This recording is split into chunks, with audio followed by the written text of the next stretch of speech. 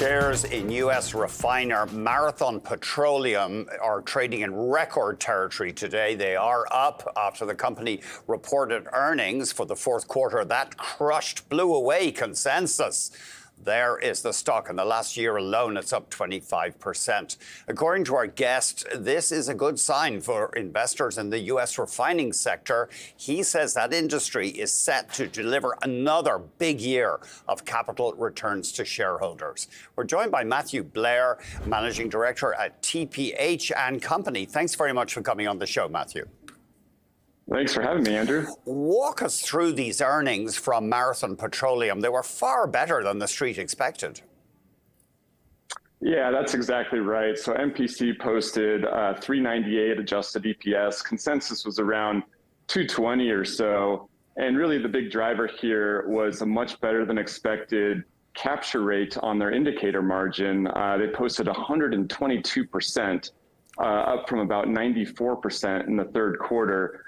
We think one big tailwind was a falling crude price environment that helped out on the product realizations on things like asphalt and other bottom of the barrel products. They also benefited from butane blending at very attractive spreads. And then the final tailwind was just MPC's strong commercial excellence. That's been a priority for CEO Mike Hennigan ever since he came on board, and they really showed it this quarter. You used the term indicator margin. Can you give us a brief explanation of that, Matthew, please? Sure. So they post an indicator margin. It comprises gasoline cracks, so the spread between gasoline and crude oil, diesel cracks, as well as the discounts they receive on a basket of crudes. MPC runs approximately a 50-50 slate between sweet and sour crudes. And some of the sour crudes, some of the notable ones would be heavy Canadian, WCS from Canada. This company just shoveling back money to shareholders, $12.8 billion US in returns to investors last year. Indeed. So we like to look at a total capital return yield. That's the dividend yield plus the buyback yield. And for the quarter, MPC posted a 20% total capital return yield. For the year, it was about 24%. That is easily first in the group amongst strong competition. And if you compare that to the general market, S&P 500 is around 5 to 6% total capital return yield. So it's really a unique story. The impact of buybacks is boosting EPS by approximately 20% per quarter, and it's something that investors love. Could we look at the industry broadly? Bloomberg reported a little while ago that Pemex is finally getting its act together and opening a refinery in Mexico, and that could cut into the lucrative export market for U.S. refiners. It could.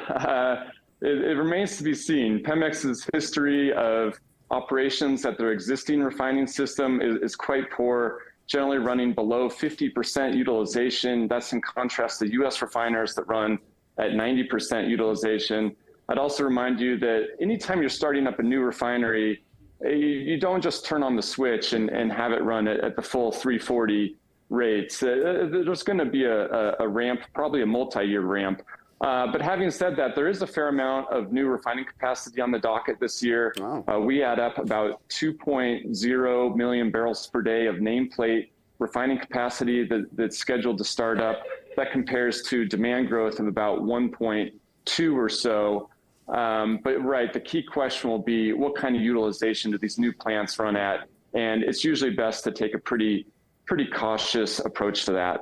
I was just looking at a 5-year chart, not including dividends, comparing Marathon with Valero, another industry giant, and Exxon, and Marathon has left those two in the dust over the past half decade anyway.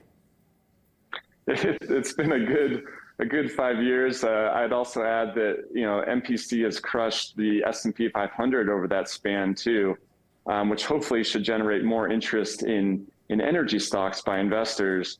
But yeah, with MPC, it really comes down to this unique capital return program. It all started with the sale of their Speedway retail business for just under $20 billion, and they've been returning those profits to investors. That's also been coupled with a very strong refining environment coming out of COVID.